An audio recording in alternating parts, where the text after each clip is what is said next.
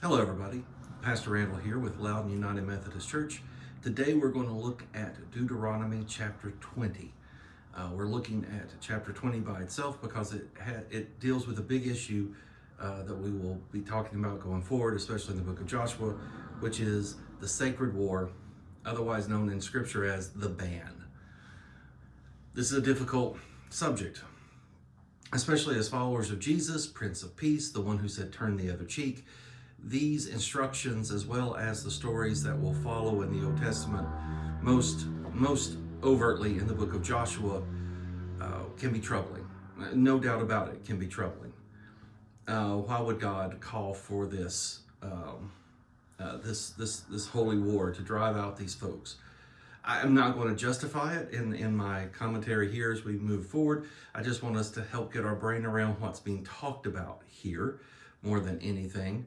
We used to have a joke in seminary when we were covering the book of Joshua, where we would sing that old song, "War, good God, y'all, what is it good for? Kill the Canaanites, yes it is." Because most of us came from that perspective of the original intent of the song, which is anti-war, and yet here we are reading, about a holy war, which again, I have a hard time. I mean, even calling it a sacred war is me playing games, if you will.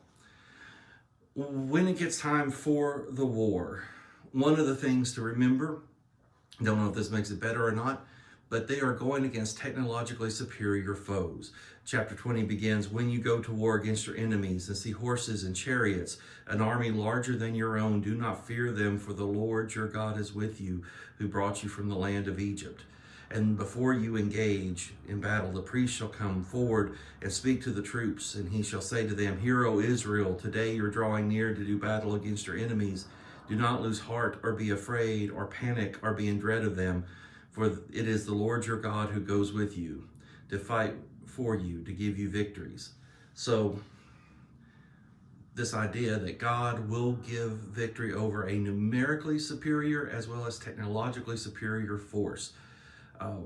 Our scripture folks are, in theory, the good guys here. They are the underdogs. And remember, the Hivites, the Jebusites, the Perizzites, the Canaanites, and the Amorites are highly immoral. Again, I know you can say according to the Bible, which doesn't like them, I know, but that's the idea. Now, the interesting thing that happens after this is there is a call. If you've built a house but not dedicated it, if you planted a vineyard but not harvested it, if you're engaged to be married but you haven't consummated your marriage, those men are excused. There's this sense that they don't want a guy to die before they get a chance to live, if you will, get a chance to fulfill some things. These are threshold points. Of course, some of this also helps with people. If I planted a vineyard, then the first fruits go to the temple, right? On the other hand, if I build a house, well, that doesn't really, that is true. I get to live in it for a season.